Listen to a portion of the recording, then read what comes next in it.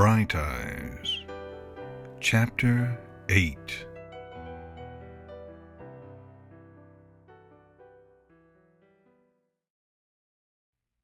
The familiar, feverish, and chaotic rush subsided slowly around twilight.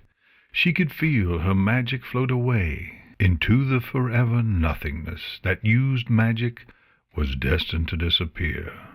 It was a void that none could enter and none could see. A slight cold breeze brushed past her, echoing around her surroundings and sending a shiver through her body. The sound was loud, reverberating off apparent walls. She stood up quickly, her hooves clattering noisily on the cold and hard floor. She could feel a cold chill run through her as the breeze returned. She shivered, closing her eyes and trying her magic, desperate for any form of understanding of her surroundings. Her horn sparked and fizzled. The teleportation spell had eaten up the vast majority of her magic reserves, as such large spells did. It was unfortunate that such a long-distance teleport had been instinctual and not at all planned. "Hello?" she shouted, hearing her voice echo around her and deep into the distance. "Is any pony there? Hello?" The only answer she received was her own echo. Not a single sound or breath of another pony could be heard around her. She shivered again, feeling tears form in her eyes. Wherever she had been taken, she was both lost and alone. This fate was worse than the one she had almost lived. She choked back her tears and slowly put one hoof in front of the other, taking careful and deliberate steps. If she was lucky, she would find a wall, a door, or some pony that could help her. The sound of the wind and general feel of the air gave her a sensation of being higher, and the cold, hard floor felt clean and flat, as if made for civilization. Wherever she was walking, it had been made for ponies to walk on. She wouldn't dare turn left or right, fearing that whichever direction she went, she would possibly fall to her death, or worse. The edge of her hoof touched something hard. Slowly she trailed it upwards, following the hard wall in front of her. The wall stopped abruptly, giving way to a new material. Her hoof clinked on it soundly. She tapped her hoof against it twice more, hearing a familiar clink of hoof on glass. This was curious. The sound of hoofsteps echoed behind her. They sounded larger than a normal pony's, their timing spaced much farther apart than a mare's or even a colt's during a regular walk. As the hoofsteps came closer, a familiar warmth encompassed her. As the warmth reached her, a terrifying undertone crept through and grasped Twilight on the shoulder. Her stomach sank. Twilight had teleported herself to Canterlot Castle. "Twilight, what are you doing here?" the sweet, soft, and warm, regal voice of Princess Celestia asked, with a mixture of pleasured surprise and deep confusion. She sounded tired, as if freshly woken. Twilight turned around, facing the voice as best she could, staring up in the same direction she had done so for years. "Princess Celestia," she stammered. I came for some advice." She could feel the sweat on her brow forming quickly as her stomach sank further and her heart pounded mercilessly in her chest. Twilight could feel the scrutinizing gaze of her mentor. She didn't need to see it to know it was there. With a masked neutrality that had been practiced over centuries, the skeptical gaze of a mother and teacher cut through her like a knife. Princess Celestia had watched her with the same expression many times, as Twilight had tried to cover her actions, and Twilight knew all too well that she was being treated to that same scrutinizing gaze. "Well, then, perhaps we should go somewhere more comfortable," Celestia replied warmly, without any evidence of the gaze Twilight had imagined.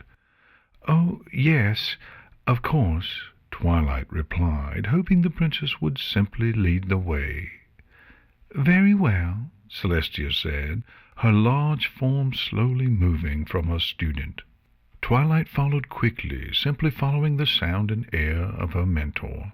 Despite the situation, her idol's mere presence made the world feel calmer, as if nothing truly mattered anymore. Her presence had always brought forth a sense of calm and willing obedience. They walked silently through the corridors of the castle. Twilight's mind raced over the series of events that preceded her arrival, the fear of death gripping her, only to be quelled by the air of her mentor. Her house would be okay. She was sure of this. Hopefully. Their walk concluded as Celestia stopped and opened a door. "You first, my dear," Celestia beckoned. Twilight nodded slowly, carefully trying to walk in a straight line. She halted as she felt the cushiony texture of a seat meet her hoof. Carefully, she climbed over and sat down, waiting for her mentor to take the seat opposite her, as she always had. To her surprise, Celestia sat next to her, quietly settling down on the pillow to Twilight's right, stifling a yawn. "Now, what was it you were needing advice on?" Celestia asked calmly. Twilight's mind went blank. She had gotten this far, and now there was nothing in her mind except the multiple gaping questions about her future. Twilight sighed, conceding to Mentor and to herself. "Princess Celestia," she began, looking for the softest way to get to her point. She swallowed. "Have there been any disabled unicorns in the past? Did you teach any?" "I see," Celestia replied simply, trailing off in an uncomfortable silence. "Twilight, I'd like to ask you something first," she asked quickly. Twilight's heart sank. "I'd like you to tell me what has happened." Celestia spoke calmly. There wasn't a hint of anger or disappointment. Twilight bit her lip, feeling her tears well in her eyes again. Celestia already knew, somehow. There was no point in beating around the bush. She swallowed hard and sighed. "I was studying paradigms at home. I wanted to try a test spell, so I cast a simple light spell with one of the runes, and it exploded. I didn't want this, Princess Celestia. I didn't want any of this. I only wanted to test the spell. I wanted to—" Celestia made a quiet and calming, shushing sound. "It's okay. I know what happened. I had only hoped that it wasn't as bad as it seemed." Twilight looked up at her mentor, a feeling of dread and shock overwhelming her. "But how? Did Spike send you a letter?" "No, Twilight. My sister knows more than she would ever let any pony believe. She told me she visited you during the night and left you a gift. Did any pony tell you about them?" Celestia's concern flowed through her words, the unanswered question leaving a bitter tinge within them. "No. I know some pony left me flowers." "Luna left you those flowers. They're moonflowers, white flowers that only bloom in the moonlight. She's overly fond of them, and I know she often leaves them as a token of her own concern or affection. We've been worried about you, Twilight." Celestia sighed deeply. "Why didn't you tell me?" The question poised knives to Twilight's throat. She stammered quietly to herself, trying to word herself properly and truthfully. Celestia had most likely figured it out, but still wanted to hear it from Twilight herself. I don't know. I was afraid you wouldn't want me as your student, that I was defective." Twilight hung her head low, hearing her thoughts for the very first time. Now they only sounded selfish and unreasoned. The princess was silent for a moment. "Twilight, I'm very disappointed in you," she replied, Hurt weighed heavily in her voice. Twilight froze, her stomach curled and groaned as her mentor's words sunk into her deeply, pressing down on the knives and cutting her insides. Those very few words that Twilight had tried so very hard to avoid had been spoken due to her actions. She hadn't failed an exam. She hadn't forgotten her homework. She had insulted the princess. The silence that hung in the air further intensified Twilight's guilt and overwhelming grief. Tears slowly fell down her cheeks. Her heart ached desperately as her mouth voiced silent words. She shivered to herself, hugging her body as she turned away from her beloved idol.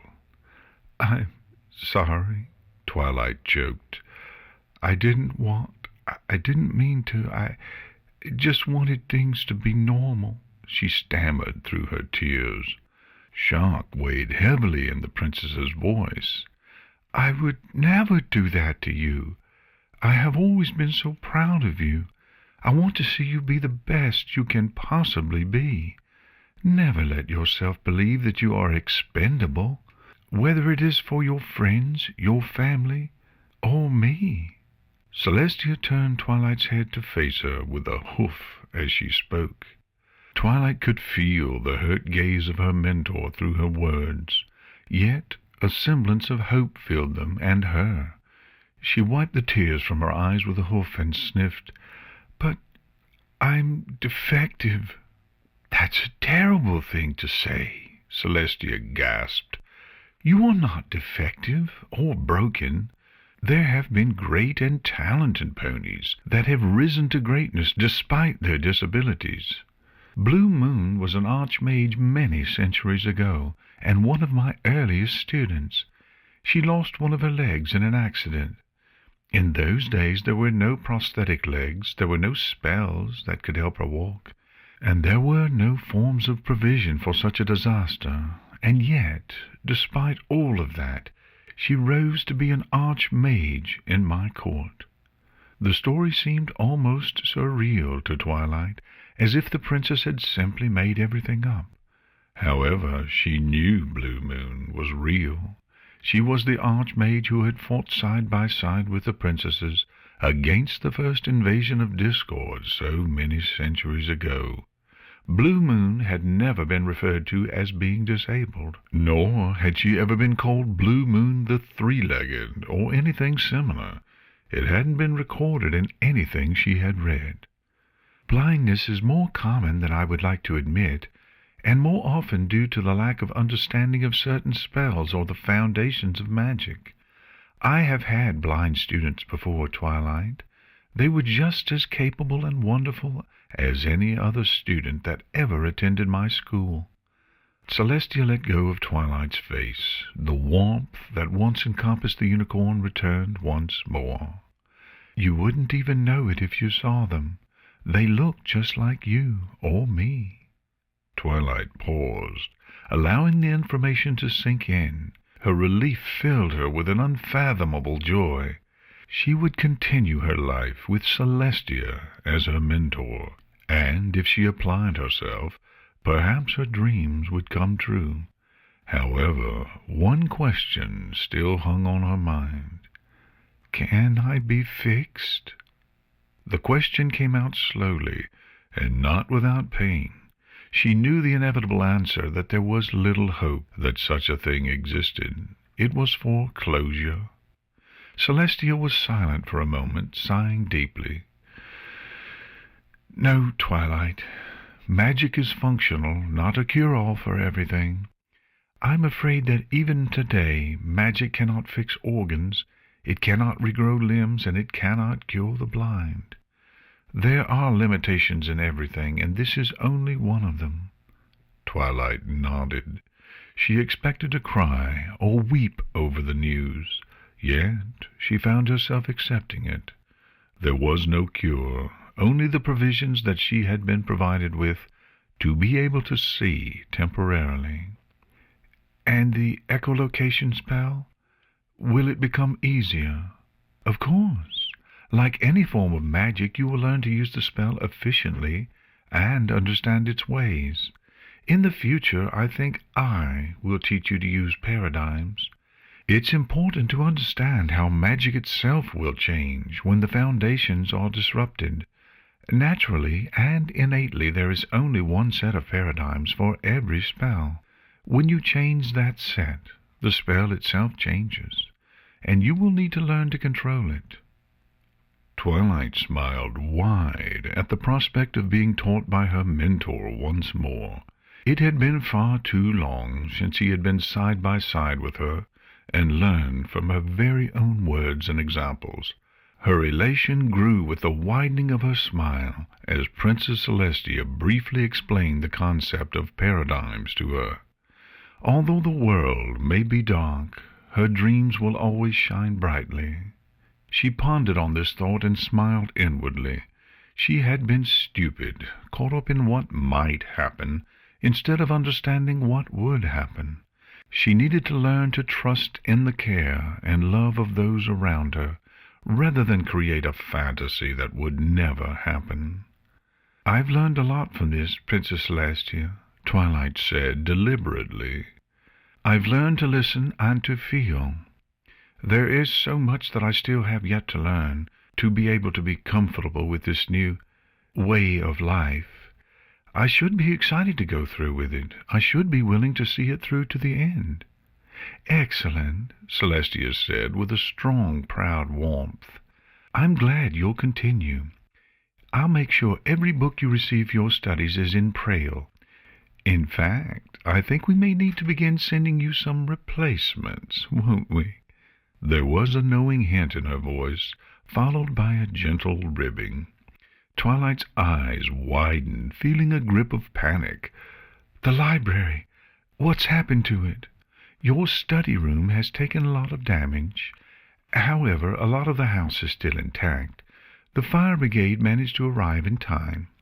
However, I think a lot of cleaning will be in order.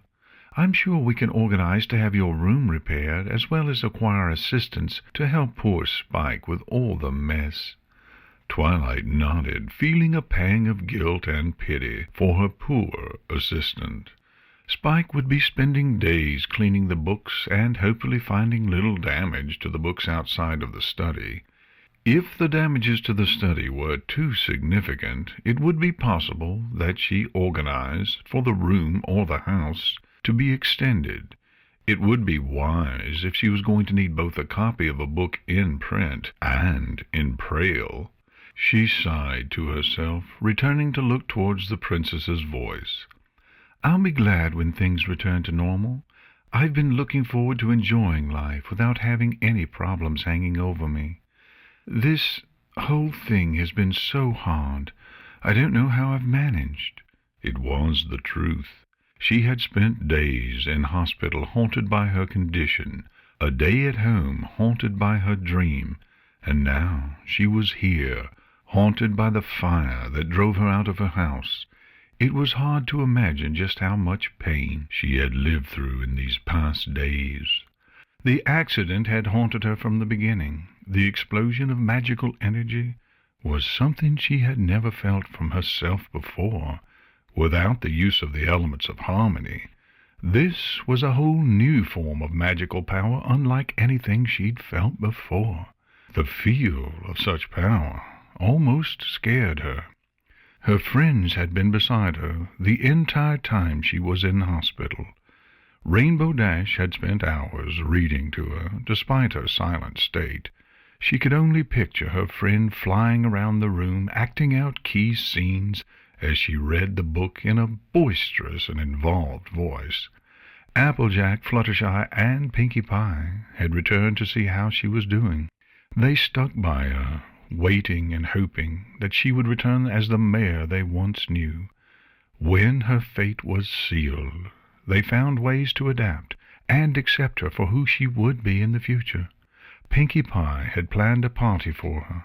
Tonight's party had now been delayed by this disaster. When Twilight returned, she would make it up to her. Rarity gave her a Braille book out of her own money. Twilight smiled at the thought of it. This would be something she would treasure until the end of her days. She would appreciate all of her friends for everything they had done for her. Disaster happens to the best of ponies. I've dealt with much in my time, and seen far more than I would like to admit. It is something we all must overcome, Celestia said simply, her voice trailing off to the end. It's hard. Twilight exhaled deeply. I never thought my life would change so drastically. Indeed, some changes are as drastic as they are extreme. Don't let that discourage you. Some things never change. The white mare's voice hinted a smile. There was a long and understanding silence between the two as the emotion of the conversation caught up with Twilight. She couldn't see what Celestia was doing. However, she could only imagine her staring pensively out a window, or even watching her. Princess Celestia, would you take me home? Twilight asked carefully. It was time she returned to her friends and confronted them of her continuing existence. Celestia slid a hoof over her student's back and pulled her in for a close and momentary embrace. Of course. From now on I hope you'll keep in closer contact to me. I look forward to hearing from my most faithful student. Twilight felt an elated tickle in her chest as her most cherished words reached her ears. My most faithful student. A goofy grin crawled on Twilight's face as pure relief replaced all forms of emotion. This conversation had been for the best. The sudden screams of her name and embraces from 6 different forms covering her took her by surprise. Nevertheless, Twilight smiled at all of them. She was home once more. Celestia had promised to send her to the living room. Twilight, what happened to you? We were so worried. Rarity practically yelled down Twilight's ear. Twilight's smile became one of pensive maturity. I had a lot of time to think. I was taken to Canterlot Castle before the fire got out of control. That small white lie would prevent any further worry. I spoke with Princess Celestia, and I told her. She understands. I understand. That was the best summary she could come up with at this moment. It was all that was needed. Pinky, I'm sorry I missed your party. I didn't expect any of this to happen. Maybe I can make it up to you? Twilight said, facing in no particular direction. For all she knew, she was staring at Rainbow Dash. Oh, don't be silly, came the bouncy voice beside her, moving in front of her. We can still have the party now. It's not that late. We can still have a lot of fun, I'm sure. That was Pinky, always ready. What does my study look like? Twilight inquired, bracing for the worst possible news. She could only imagine that half of her study would be missing, with the rest of her house covered in thick black soot. It's very damaged, Fluttershy chimed in.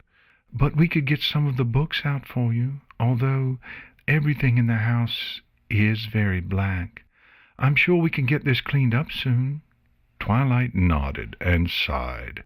It wasn't the worst possible scenario, but it was close enough to it.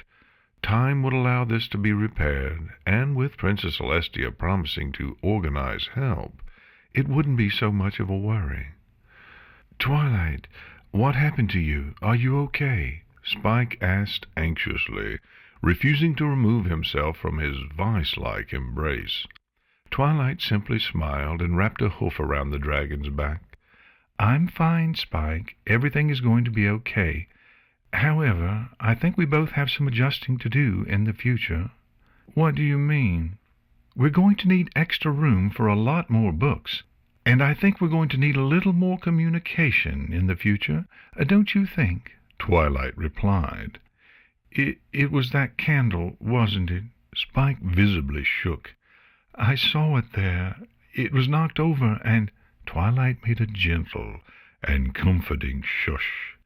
It's okay. I'm fine, and the library will be too, eventually. Spike's hug somehow strengthened, enticing a pained squeak from Twilight. "So you told the princess everything?" Rarity inquired beside her, placing a hoof on her shoulder. Twilight nodded. "Yes." The silent and expectant air held the question from all of her friends. "I was wrong. Princess Celestia will support me with my blindness." Referring to her condition by its name felt good. She could feel the pain lift ever so slightly. "And my studies will resume as normal. From time to time I will have lessons with her, so there is little risk of getting hurt again." "So you're saying nothing's going to change?" Rainbow Dash asked above them. Twilight nodded again. "That's right." It was time to accept that her life won't change significantly. It was time to accept that she was now who she was. This was now a part of her identity. There was little she could do to change any of that, aside from conducting research into any possible provisions to further expand the echolocation spell. With enough research, she may even be able to perfect it. It would not be only for her, but for every pony. Right now, it was time to celebrate. Twilight sighed wistfully. This party would mark the next and newest chapter in her life. She would celebrate her new way of life and cast aside any doubts of herself, replacing them with a calm understanding that this is how life would be. With a smile to her friends and one final embrace, they set off. Tonight was going to be fun. The White Princess walked quietly outside behind her sister, with a calm smile, staring up into the night sky. The sky seemed different this morning. It held something different. The sky seemed fuller and brighter. Celestia clicked her tongue. "What have you done tonight, sister?" she asked curiously. Luna grinned almost mischievously, an expression Celestia knew all too well. It was one that was displayed whenever Luna had taken it upon herself to create something new. "It is such a beautiful night, isn't it, sister?" Luna replied. "I thought it would be a nice change to see the sky shine during the dark night. Don't you agree?" Celestia raised an inquisitive brow at her sister's demeanor. "And why would that be?" Luna's grin turned into a smile as she levitated a scroll from the balcony over to her sister. "I hope you didn't mind. I had a feeling something special was going to be said in tonight's letter." The letter had obviously been sent while Celestia had slept during the night. Its sender could have only been one mare. Luna was right. Tonight something special had been said, something that made the winged unicorn's smile grow wide as pride buzzed within her. "Dear Princess Celestia, sometimes life takes an unexpected turn for the worst, and you may not have any idea how to deal with what life deals to you. However, it's important to realize that not everything is the end of the world. Whether the change is major or minor, big or small, forever or temporary, you need to be strong and stand against it. A burden may be something that changes you, but it can also be something that makes you stronger if you allow it to. If you stand up and allow yourself to become a stronger pony, then you will. It's important never to let it defeat you. When you allow your will to be strong, there is nothing that can stop you. Friends will help you become stronger in the face of adversity. They will always want the best for you and will always do their best to make things as good as possible. Some may be able to distract you, some may be able to help you adjust, and some may be there for as much moral support as you need. Whatever the case, it's important to allow your friends to help you, and never to take your burdens on alone.